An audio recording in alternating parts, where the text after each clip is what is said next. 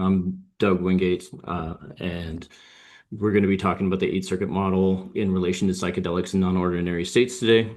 Um, Before the recording started, I was talking about how I've utilized this model for many years in my own personal life, personal development, as well as within my career and therapeutically with uh, individuals over the years, as well in my clinical practice, and how I'm a licensed psilocybin facilitator in the state of Oregon since they've created the legal framework where people can legally access psilocybin and be facilitated. I've had the opportunity to facilitate for hundreds of individuals, both in group and individual settings, and my own psychedelic psilocybin experiences, as well as wanting to emphasize in this material that while psychedelics will be part of the discussion, also emphasizing this includes other what are considered altered or non-ordinary states of consciousness that can be induced many different ways. There are a lot of different approaches to entering these states or accessing these types of intelligence.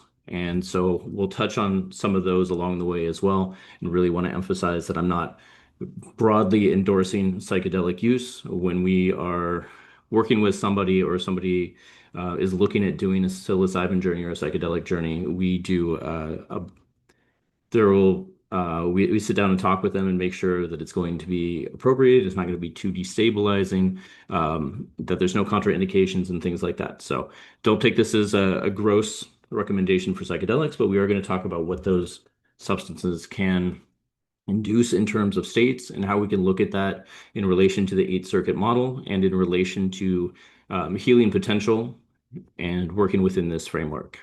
So just a real brief overview since the previous week we talked about the structure of the eight circuit model is there are within the model there's eight circuits or eight different types of intelligence that we work with, that we address, and that these can be really helpful tools in taking a look at how we navigate and how we look at the world and reality around us. And so there are two sort of subsections when it comes to circuits, what are considered the lower or mundane circuits, and then the higher circuits that have to do with more transpersonal states as opposed to personal egoic states.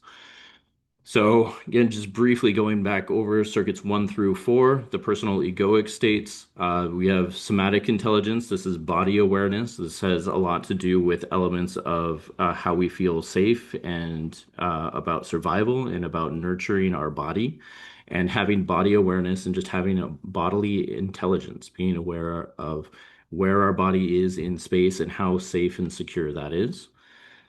Circuit 2 is emotional intelligence, so it's the ability to recognize and navigate our emotional states. It also has a lot to do with the personal ego, the development of personal ego. Each one of the first 4 circuits is has direct correlations to what would be considered standard developmental psychology. So this is a lot of what development develops around the age of 2 or 3, where a person starts recognizing themselves as an autonomous being separate from the rest of the world around them and their primary caregivers. But it has to do with how we are able to recognize and navigate emotions.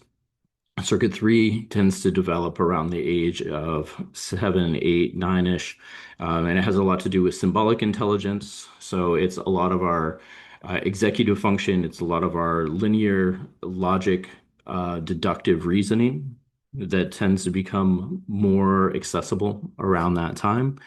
Circuit 4 is social intelligence. It tends to take what we consider an imprint. We'll talk more about imprints later, but within each one of these circuits, we have experiences that lend themselves to us um, taking an imprint or having a strong impression of how we navigate each particular circuit or type of intelligence. So circuit 4, around the time of puberty, adolescence, social intelligence becomes much more of a thing. We tend to branch out beyond just the family unit. So of course we have friends and social life before that, but it really transitions to emphasizing how we belong in the larger culture. So again, all of that kind of fits nicely into what most psychology, developmental psychology covers. And then We have the higher or transpersonal circuits, which we're going to talk a lot more about today in relation to the non-ordinary states of consciousness. Circuit 5 is sensory intelligence. It's a higher awareness and conscious ability to take ownership of our own body. So it's kind of a higher order recapitulation of Circuit 1. Circuit 1 has a lot to do with just the survival and maintaining of the body. Circuit 5 has to do with actively working with that and making the most out of it. So it has to do with states of flow states and states of awe, states of rapture. It has to do with amplification of the sensory experience and higher awareness of our body in order to take ownership of that and again make the most out of it. Circuit 6 is it's called the meta programming circuit or meta intelligence. It's the ability to reflect on how we look at reality, our own thought patterns, and reevaluate that. So being able to take a look at our beliefs and think about how we think about the world, think about how we see the world. And then that also allows for uh, as we increase that intelligence, increase that awareness of that, it gives us the ability to reevaluate and make changes around our belief structures, the way that we take a look at reality. It also has to do with amplification or expansion of the type of sensory signals or experiences that we're having. So increases in expanding in the spectrum of sensory experiences that we have. Circuit 7 is considered collective intelligence. It has to do with archetypal intelligence. And again, we're going to get into each one of these a little bit more. So I'll keep it pretty brief here. But the archetypal underlying sort of genetic beyond the personal self, more of a species-centric or world-centric type perspective. And Circuit 8 is unitive intelligence. It has to do with experiences where you expand beyond just yourself and this is experience of what's considered ego dissolution or ego death, or the personal ego itself dissolves to the point where there's this unitive experience where you're feeling interconnected with everything around you, and so we'll see that also has relation to near-death experiences, out-of-body experiences, and things like that. And then we'll touch on chapel perilous, which is a poetic term used by Robert Anton Wilson, who's worked with the Eight Circuit model and was a mentor of mine. And it has to do with some of the more tumultuous experience that can happen if you're having one of these transpersonal experiences. It can be rather destabilizing at first. It can be rather jarring because it's foreign, it's novel, and we can not know what to do with that. That can throw us into this uh, state that's been referred to as chapel perilous, or Stanislav Grof refers to it as spiritual emergencies that can come up. So we'll touch on some of that as well, and some of how to navigate that. That's not too much in this talk, but definitely when we're working with the material. And in my written material, there's quite a bit about chapel perilous and how to navigate that, or how to work with these spiritual emergencies to help integrate in the transpersonal experiences that can happen. So before we get into sort of the meat of the material, these are some resources on the eight-circuit model of consciousness. If you're not familiar with it, the model was first talked about by Timothy Leary, of course, counterculture legend, but also a Harvard professor in psychology who developed many models of interrelational psychology dynamics. And he put out several books that talk about his development of the eight-circuit model of consciousness. Robert Anton Wilson, who I talked about earlier, has a book, Prometheus Rising. Timothy Leary developed the model and really discussed it in terms of sort of evolution of the species, human as a species. Robert Anton Wilson brought it into much more of a personal psychology model. So his book has a bunch of exercises and a bunch of reflection prompts that can be really great if you're wanting to dig into the material. And as I said, he was a mentor of mine. I got to study with him before his passing. Antero Ali also wrote several books on the Eight Circuit model, Angel Tech, and the Eight Circuit Brain. I had an opportunity to study with him before his passing as well.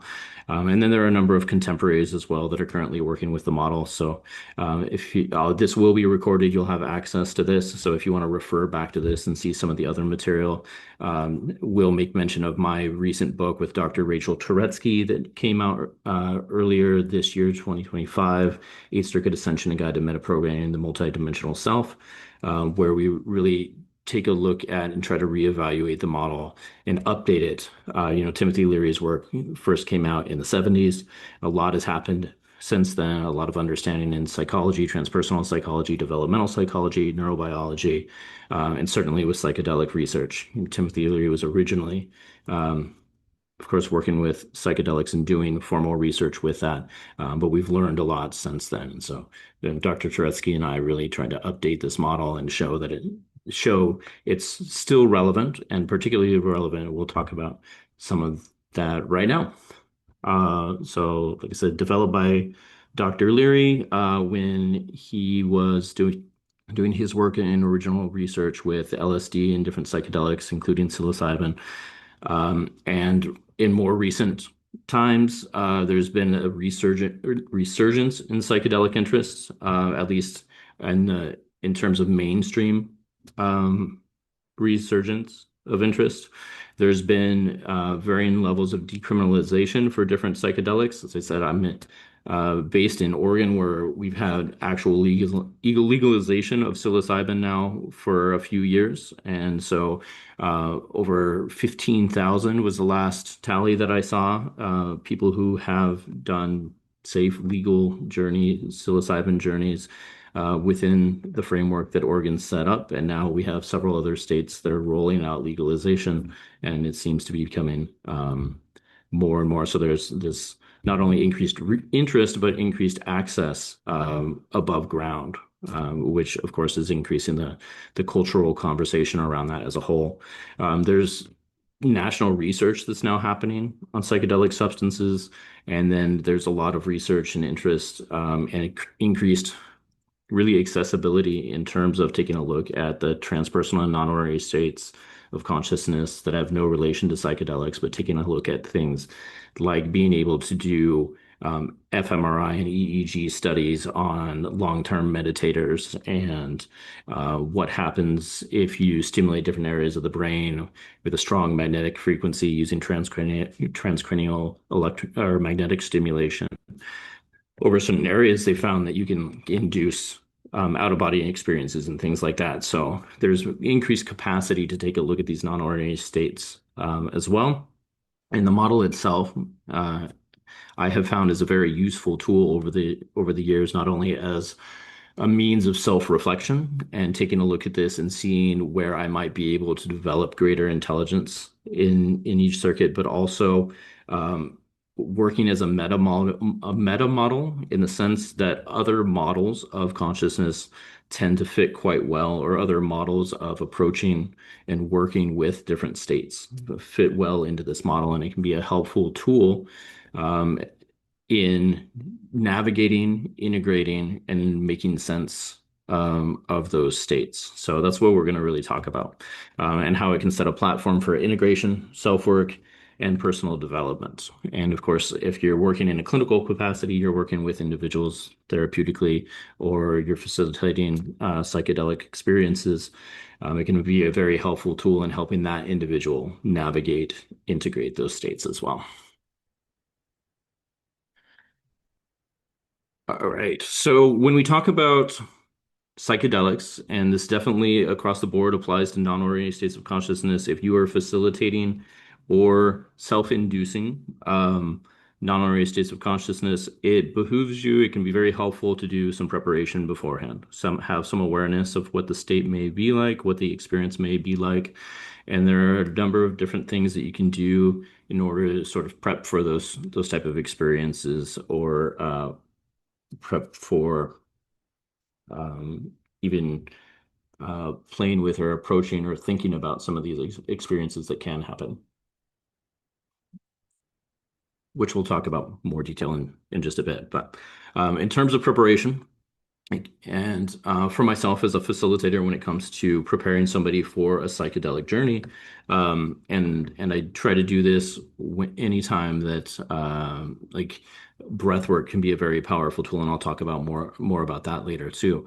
If I'm going to do some conscious breath work that I know can work really deep and open up a pretty deep non-ordinary state or altered state, then I want to consciously prepare myself as well. So in terms of preparation when working with others, it can be the model itself, eight circuit model can be really helpful in understanding key developmental imprints. So we briefly talked about neurological imprints that can happen during development or during particularly strong periods of time in somebody's life. So if somebody has a very strong experience, it can have an impact on a particular circuit or a particular type of intelligence. So an instance of that is if somebody has early life trauma during their infant years or resources are not readily available, nourishment, love, being taken care of is not readily available during that time.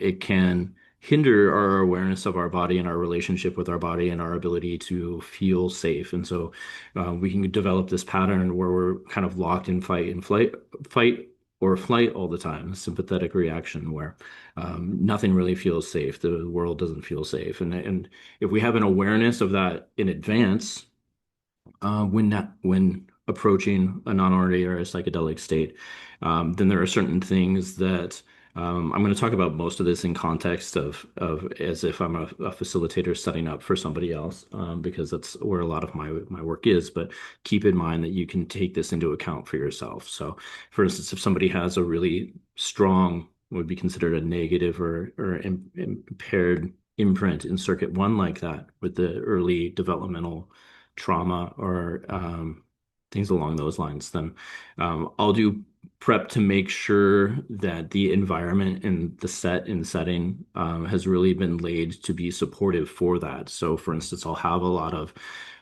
warm, cuddly blankets and weighted blankets, and usually have some sort of stuffed animal available or something that's going to help reinforce the idea of feeling comfortable and safe and secure and nurtured. Whereas if I know somebody is a strong circuit three imprints, that very logical, very linear thinking, then having something like writing tools is going to tend to be something that they may be more drawn to. So making sure that I have that readily available, and knowing that they may be more outwardly expressive in talking through their experience more than others who might be very internal. And there's definitely some variance in this, and people take different levels of imprints or have developed their somatic intelligence and their rational intelligence and their emotional intelligence in different levels, and these don't operate in isolation.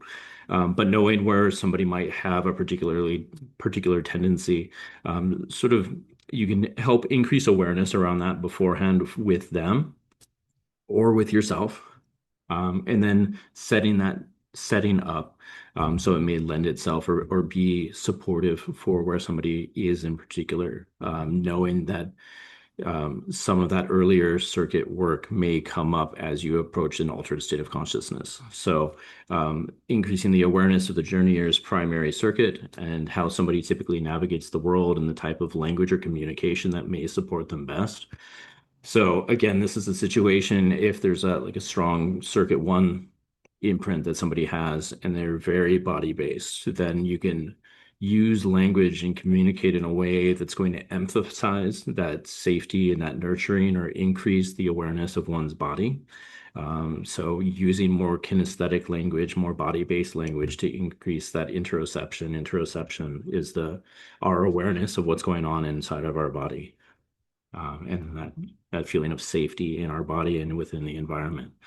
And then any additional resources, that's things like the weighted blankets or the blankets and the cuddly stuffed animals and things like that are going to music is a big component that you can also take into account, that we have music that are kind of geared toward particular circuits as well if we want to emphasize that or bring in a particular work or we want to be working with a particular circuit, then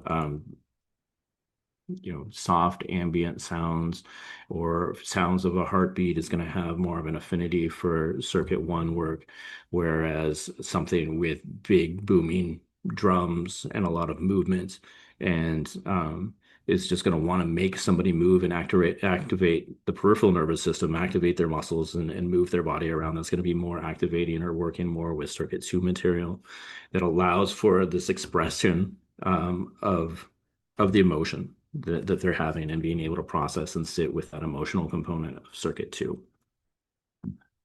So I already kind of covered this, but this is a point where we can make mention that when approaching non-ordinary states, knowing that uh, imprints in these first four circuits, which is what most people use and are familiar with when navigating the world. Pretty much every human being in our culture, developed cultures, have accessed and have some degree of development in all first four circuits. So some development of survival needs and bodily awareness, some development of emotional awareness, some development of logical linear awareness, and then some awareness or some degree of intelligence around our social groups and our interrelational dynamics.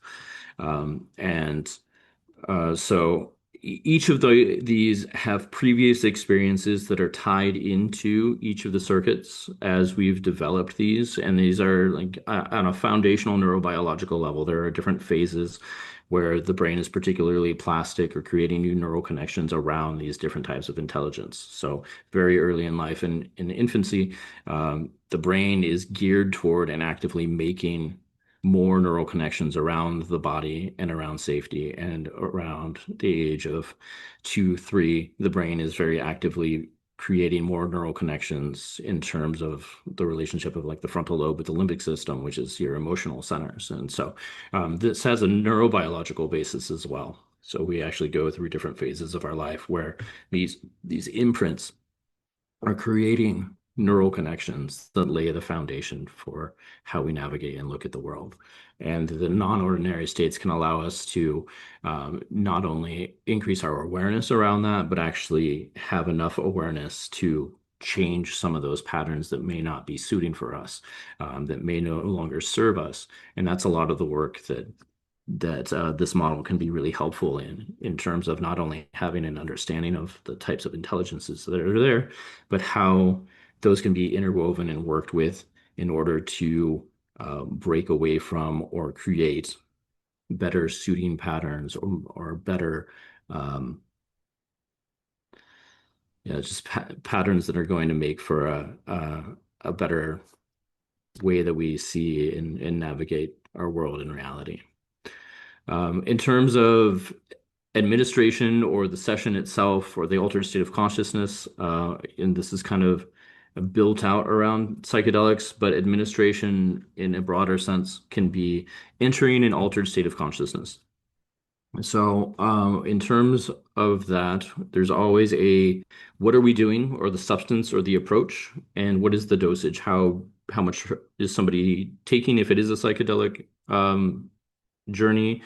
Or how deep is somebody going in terms of, say, if they're doing breath work, or if you're using a different approach like sensory deprivation. So flotation tanks and sensory deprivation tanks can help activate both circuit 5 and circuit 6 and allow for more of an internal processing by removing stimuli. And there are a couple there's non-ordinary states can really be induced on both ends of that spectrum. So, removal of particular stimuli can induce altered states of consciousness. So, eliminating external sensation like a flotation tank or sensory deprivation or light deprivation, or the opposite of that, amplification of sensory experiences can also induce an altered state of consciousness. So, how much are you doing, or what is the procedure, and what's the approach that you're taking?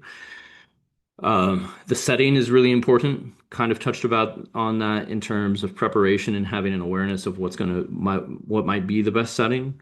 But thinking about decor, what room you're in or what space you're in, or if you're outside or what music is going on, all of these come into play. And your body is going to be much more receptive to all of this going on. And and so being conscious and being aware of setting up a setting that's going to be conducive is very important if you're looking to sort of get the most, especially when you're talking therapeutically, get the most out of the experience. And then other tools or resources during the journey or the experience itself that you want to have on hand. So gave an example of this earlier, but if somebody has a heavy circuit one um, approach, so very strongly rooted in somatic intelligence and that sense of safety and security and maintaining survival. So if they are really locked in that fight or flight response, or don't feel like the world is safe, having things that help reinforce the idea of safety and that the environment is safe. So cuddly things, blankets, extra pressure, um, within the in my work with psilocybin, we're able to use supportive touch, and there are limitations around where we can provide touch. One of those is on the foot, or holding a hand, or placing a hand on the shoulder, or being able to give a hug if they ask for it. And so that somatic feedback, that sensory feedback within the body, can also be really supportive and helpful. So keeping that in mind and understanding the journey material. So the model itself, and having an understanding of if somebody has an experience and they have a big emotional release and there's a lot of anger that comes up and they really just need to get it out. And then, sometimes we have people need to scream it out or hit pillows, or like understanding that that's rooted in their prior experience. They're working through their trauma, their material, and a lot of that emotional component is tied into what would be considered circuit two. And while that's not necessarily tied into, an experience during what's considered the period of infinite invulnerability, that age 2 or 3, something has happened where it's affected the emotional intelligence of this individual, and it can be helpful to know where they're coming from with that. Whereas if somebody is curled up in a fetal position and working through that, or having a birthing experience or re-experiencing their own birth, that can often happen in an altered state of consciousness or a psychedelic journey, knowing that that's more tied into a circuit one, and being able to lend support appropriately with that. Or if you're doing the work, if you're doing meditation or breath work on your own unfacilitated, having an awareness of where that's coming from and ways that you can support yourself with that. And then also helpful navigational studies or strategies for different spiritual emergencies that come up. So again, spiritual emergencies can be this destabilization that can happen when we have structures of the way that we take a look at reality and how we navigate the world, and then that suddenly we're thrust out of that into a different perspective or a different way of seeing things, and that can be destabilizing. And so having ways to kind of sort of reroute ourselves or integrate those experiences or work through those experiences as well can be informed through this. And then I'm going to skip over this right now because we're going to talk about all of the non-ordinary states individually.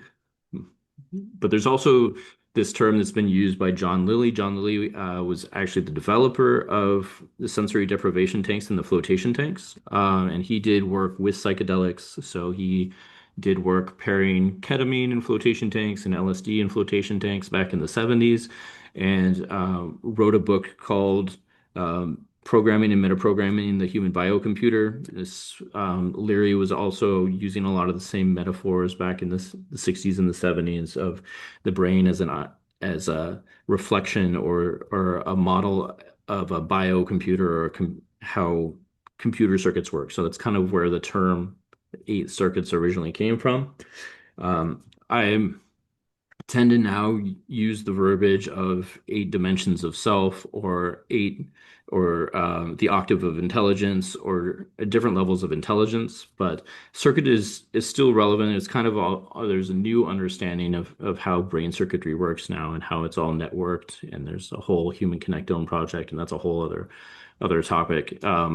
But just know that that's where some of the verbiage came from. And this term metaprogramming is a programming term in computer science, where a program gets its information from another program and develops that or builds off of that. And the idea was that humans have the same capacity. So if we develop what's now referred to as metacognition, so the ability to think about how we think, or the ability to think about our belief structures, or what frames our perspective, then we're able to reevaluate that and make changes to that. So metaprogramming is the conscious deprogramming or reprogramming of our own nervous system, or our own self, our own spiritual practices, and can be facilitated by ourself in anything that we enter in terms of non-ordinary states or facilitated by a professional. So when we talk about meta programming, and as I said, that's our book, Eight Circuit Ascension, that I wrote with Dr. Turetsky, is called A Guide to Metaprogramming the Multidimensional Self. That's where that term comes from, and it has to do with applied metacognition. So again, that increased awareness around how we're looking at the world. And that ties into what's considered Circuit 6, the metaprogramming circuit or applied metacognition, having the conscious control or manipulation of our own mental processes and constructs.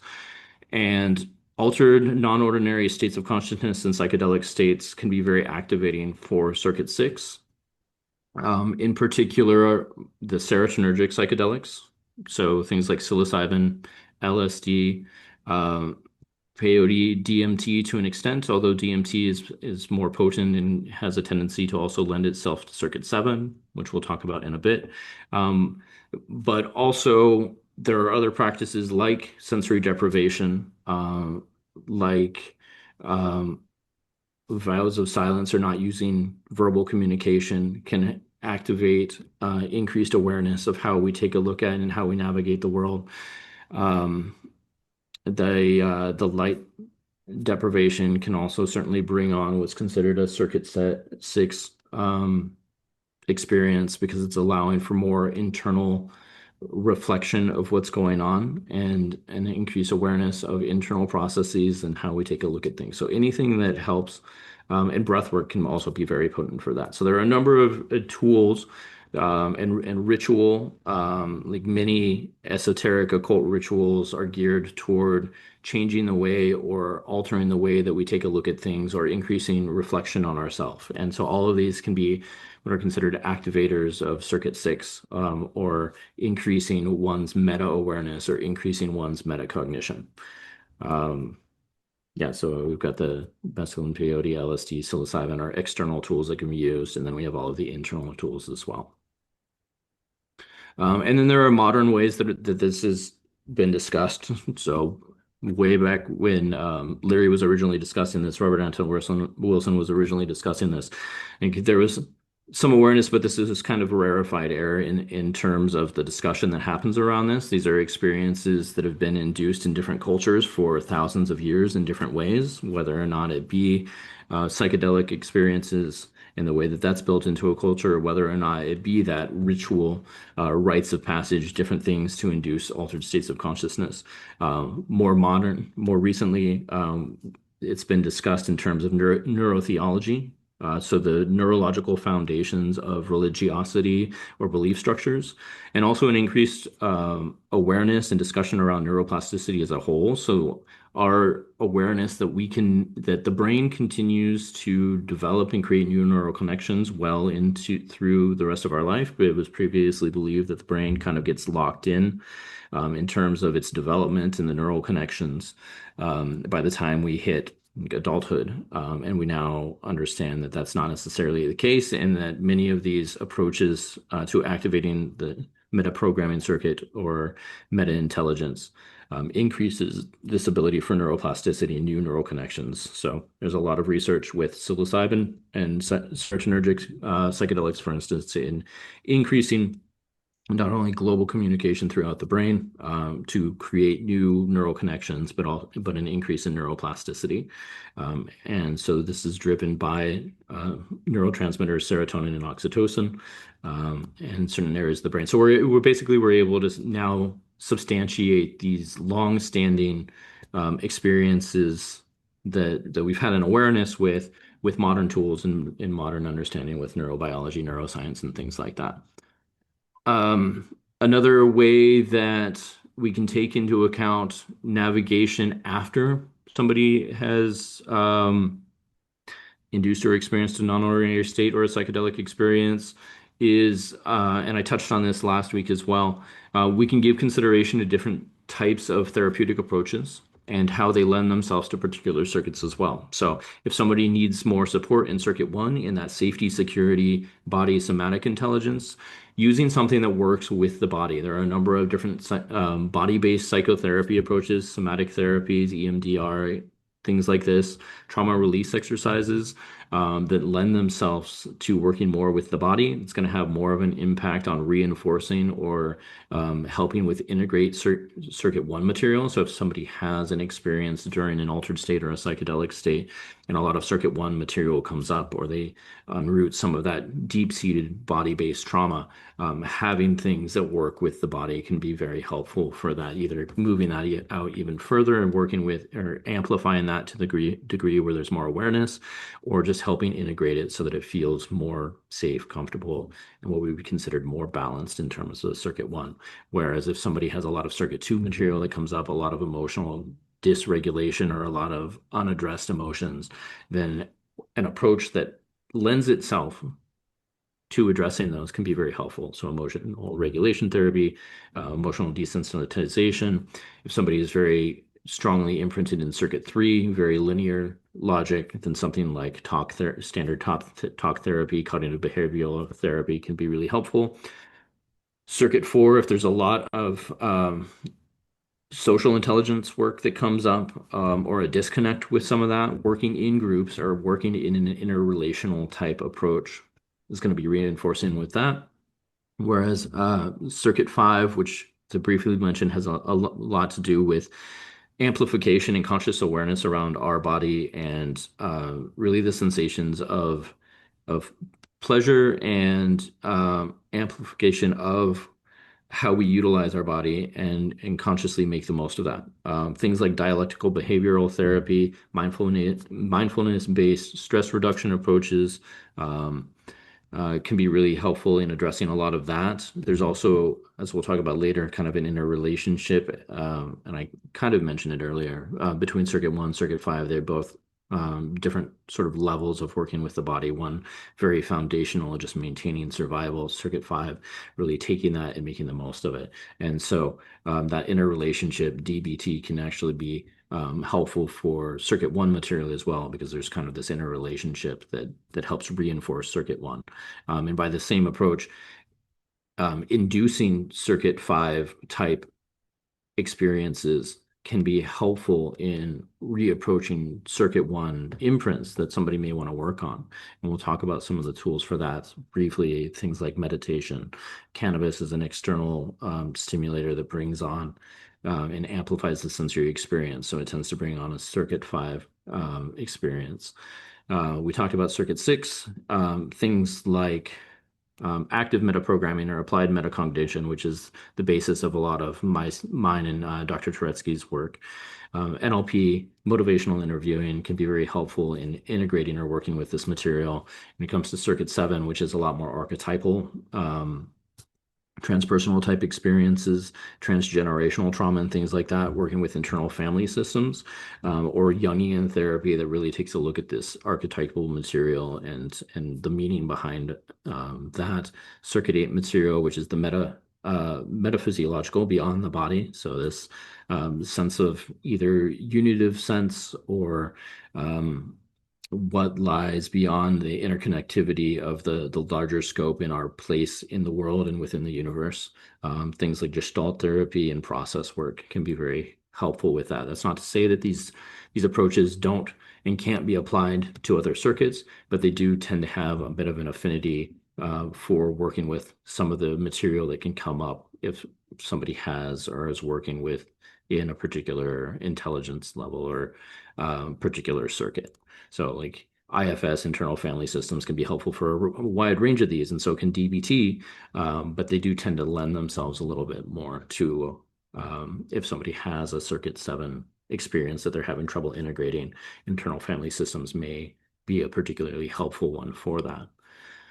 There are a number of different ways. I've already kind of talked about this for activating each circuit or working with each one. And then if you're wanting to sort of reprogram or make changes with how we navigate a particular type of intelligence, or just increasing awareness around that intelligence so that we can work with that more or have a better sort of balance or relationship with that intelligence within ourselves.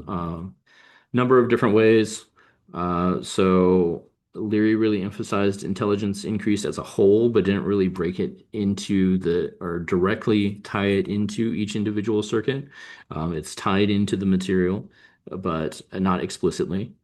But ways of using the body, so moving the body, changing elements of the body that we're able to, so increasing heart rate, increasing or changing our breathing pattern. Breath is a huge one. We can access and allow for change internally um, a lot with breath. I don't, if you've had experience with different types of breath work and the different types of states that you can induce with that, it can be everything from just calming the nervous system and lending a sense of calm if somebody has a lot of anxiety, prone to panic attacks and things like that, breaking the very superficial upper chest breathing that tends to come on with those types of states.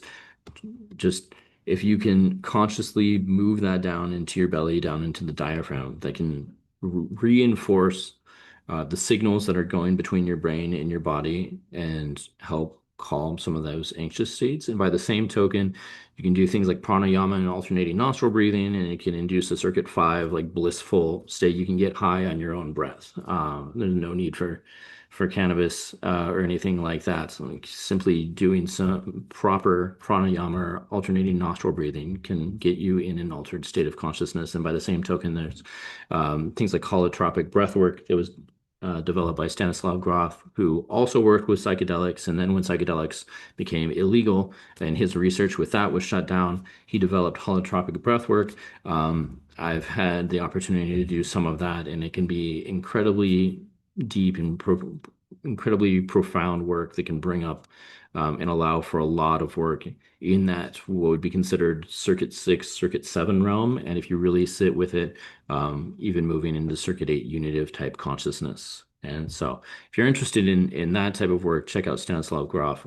But the breath can be an amazing tool across the board when it comes to circuits with the emotional stuff, breathing in a certain way that helps facilitate the movement of emotions and things like that.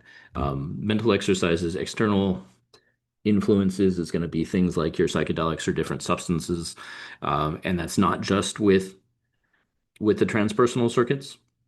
Touched on this a little bit last week, but there are certain substances that also lend themselves to the lower circuits. So things like opiates and low doses of ketamine and anything and sedatives are going to have more of an influence on pulling you out of your mind and pulling out of your emotions and more into the body. So they tend to activate more of your circuit one. Circuit two, things like alcohol that are disinhibited and tend to amplify emotionality, has an affinity for circuit two. I'm not advocating for using alcohol as a trigger for circuit two, but just as an increased awareness of how these things influence. Caffeine, nicotine, any sort of stimulant tends to increase circuit three activity.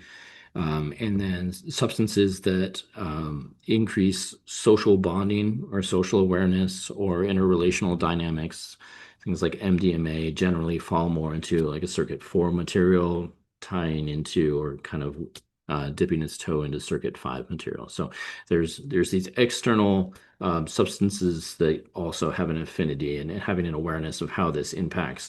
And in my psilocybin facilitation work, I also make people aware of this because like caffeine being a stimulant, it really puts you up in your head. It activates and gets those neurons firing in the frontal lobe quite a bit, and it can actually be problematic if you're going into a psychedelic space. So I tell people not to drink a lot of caffeine. Um, like none at all unless you are a regular consumer of caffeine and you would get a headache if you don't. To avoid that because it can keep you up in your head and it can be prohibitive and really deepening the psychedelic experience and getting the most out of it and kind of make dropping in more difficult. And then just more awareness around where you're coming from in terms of how you take a look at at reality and navigate the world around you. So, what belief systems have you established over your lifetime, and how those serve you in different, what's referred to as reality tunnels, or the type of material that we use to form our framework of reality, and knowing that much of that is based out of our personal experience and either the culture that we've grown up around or our family dynamics or different experiences or traumas in our lives that have influenced our particular view of reality. And these altered non-ordinary states can often allow us to step out of those for a period of time and get a larger perspective on things, and then being able to take that information and then actively work with it, or give consideration to like how much of that is of how we have looked at the world still stands true to us, and how much we might want to or need to revise in order to have a happier, better regulated life. I mentioned this earlier, but there's a relationship between the personal circuits and the transpersonal circuits. So there's sort of higher order recapitulations of the circuits in the relationship between circuit one and circuit five. So again, circuit one, somatic intelligence, body-based; circuit five, sensory intelligence, and has to do with how we can make the most out of our sensory experience and amplify that, reaching these blissful states of pleasure and awe.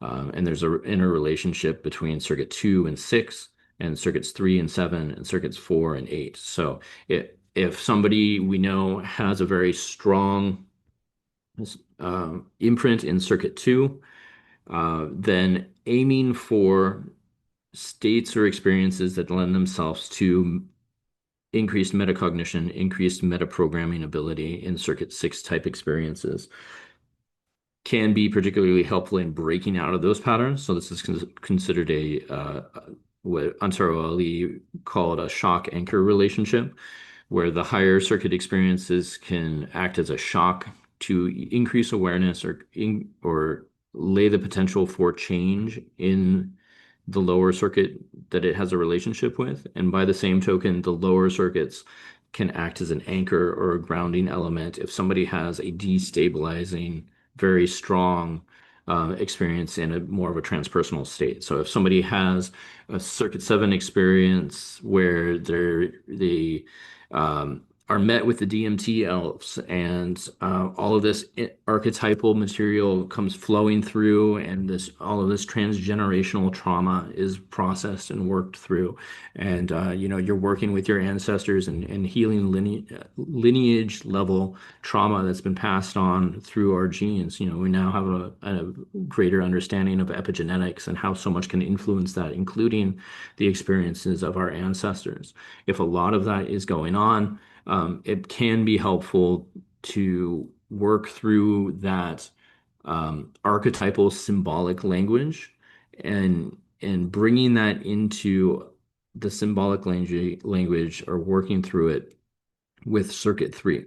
And by the same token, if somebody is really locked in a very strong circuit five experience where they're really just blissed out and they're locked in this pleasure circuit, and it can very easily act as a distraction from like navigating the rest of the world and the rest of the culture, and so all they want to do is focus in on love and light and pleasure, and amplifying that as much as possible, and sort of disconnect from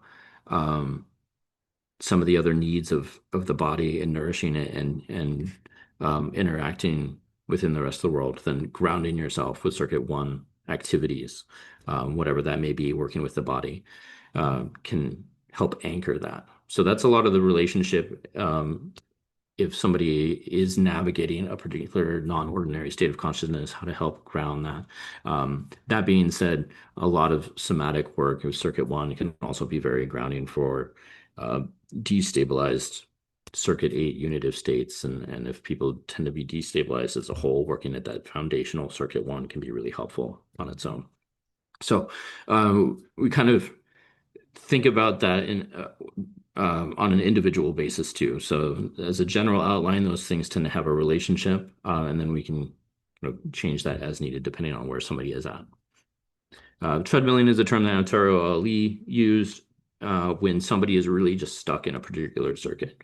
So if somebody has a very strong circuit 3 imprint and they are very cerebral and very linear, very literal, and that's all that they operate from to the point where it's shutting down emotions and shutting down their relationship to their body, and they just keep feeding through circuit 3.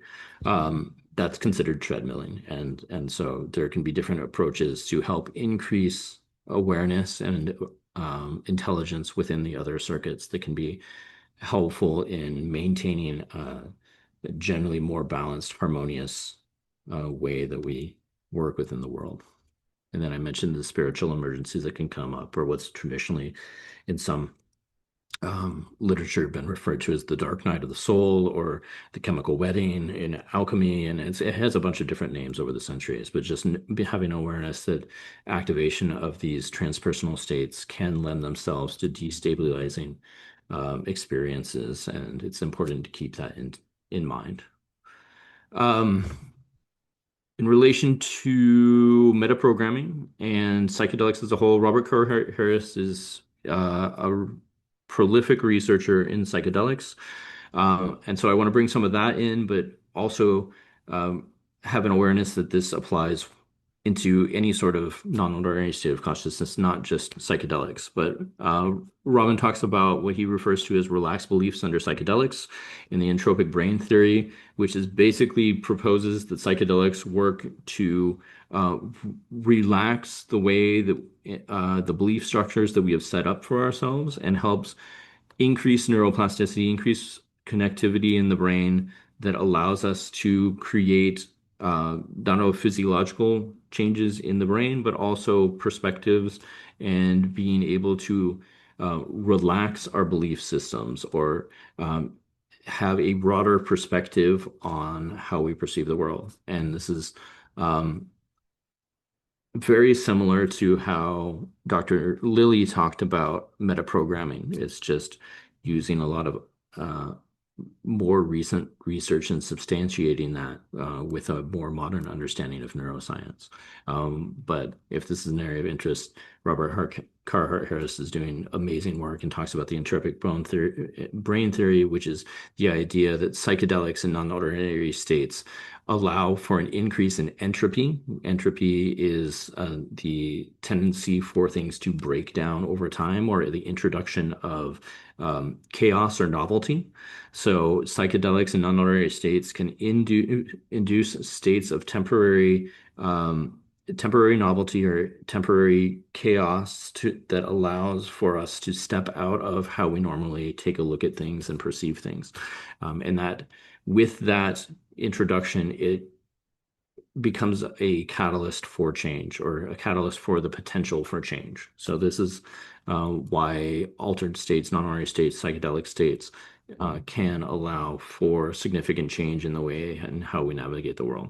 And then Dr. Saffron has expanded upon this and taken relaxed beliefs and developed the term altered beliefs under psychedelics, which takes into account dosage.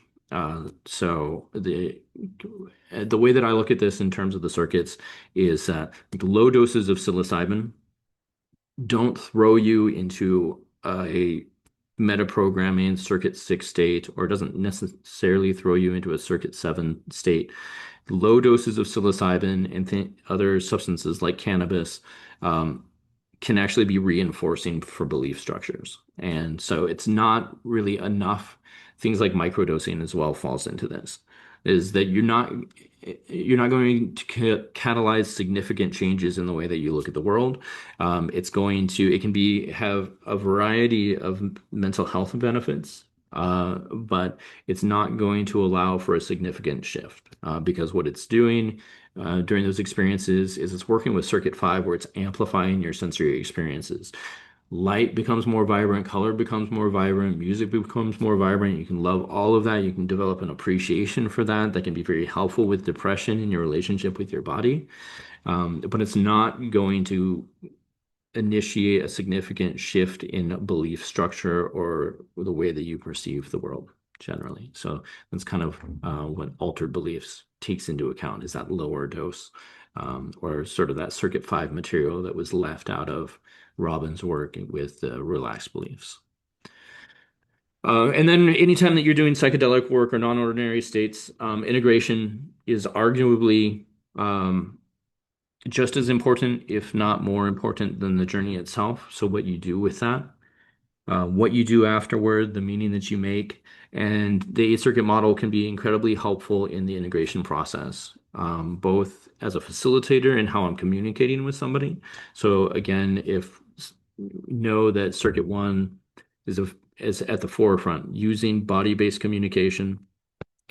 If somebody is very strongly imprinted in circuit two or working through a lot of emotional stuff, using communication that lends itself to that and working through that.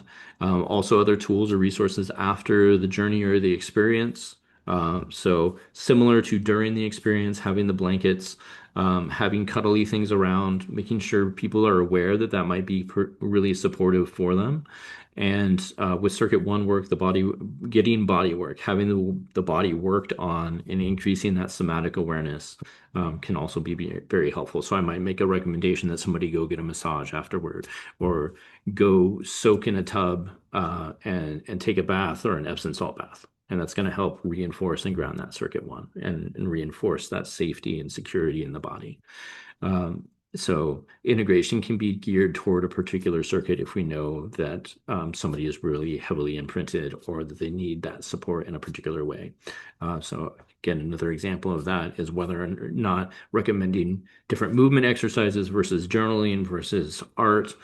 So like movement can activate circuit one or it can activate circuit two if you're being much more active in the type of movements. So doing things like martial arts helps activate the peripheral nervous system in circuit two. Journaling is a very circuit three approach to taking things. So it's taking and putting it into symbols and into linear logic. Or it generally doesn't have to be linear necessarily, but the relationship between the hand-eye coordination activates circuit three as well. And so that can lend itself more to circuit three, whereas a free-form art therapy is much more of a circuit seven type approach to integration or working with mythopoetic systems and structures, things like Tarot or the I Ching or runes or something like that, all lend itself to a circuit seven type archetypal way of integrating things in versus a talk therapy, which is going to be much more circuit three. So when I work with somebody and we're doing integration, and I send out a variety of packets to them that has a bunch of different prompts and a bunch of potential exercises, and may make recommendations on particular ones or tell people work with the ones that call out to you, but they're each I have a variety because different ones work with different circuits. And people, just like there are different learning styles, there are different ways of navigating the circuits or the different types of intelligence and different forms of integration that work for different people. So having a variety or knowing what to recommend within the context of the eight circuit model can be really helpful. Uh, and then further exploring or assimilating different insights that may come up and having a structured framework to be able to put meaning to those experiences. So I do want to be mindful of time, but also want to go over each one of the higher circuits real quick. I think I've touched on most of them in terms of five being an amplification of our somatic sensory experience, and that it's more awe bliss states, flow states, what Leary referred to as hedonic engineering or amplification of our nervous system for pleasure and enjoying the experience, getting high, whether or not that's by a substance, whether or not that's on endorphins. There's a runner's high, and people can get addicted to that too. It's very pleasurable and very enjoyable. And so these sorts of experiences amplify or bring on more of a circuit five state. We talked about low doses of psilocybin or cannabis that increase our sensory experience. And there's been modern research taking a look at how meditation and mindfulness practices and greater understanding of how the endocannabinoid system within our body works and how interconnected that is to our sensory experience in relation to everything from pleasure to pain. So having an awareness around that, whereas circuit six, the metaprogramming circuit, as we talked about, is this applied metacognition. So the reflection or the increased awareness of where we're coming from, our belief structures, the way that we take a look at things, and also what's referred to as neurorelativity. So an awareness that we have our own experiences, everybody else has their own experiences, and that there's going to be some difference because it's all being filtered and processed through our own nervous system. And if we can become more attuned with our own nervous system, and also have an awareness that others have their experiences, we can increase the general awareness around how we look at things and that there's multiple perspectives, and that it's that we have the ability to step outside of that and take on multiple perspectives simultaneously. So, in terms of activators for this, like we talked about, serotonergics, psilocybin, LSD, mescaline, peyote, but also the breath work, the ritual work, sensory deprivation, all tend to bring on circuit six experiences. Circuit seven is much more what's considered archetypal or neurogenetic material. So this is what would be considered Jung's collective unconscious, transgenerational trauma, so that linear trauma that has been passed down through our genes, archetypal material, which is themes that tend to come up cross-culturally and tend to just be embedded within the deeper reaches of the human experience.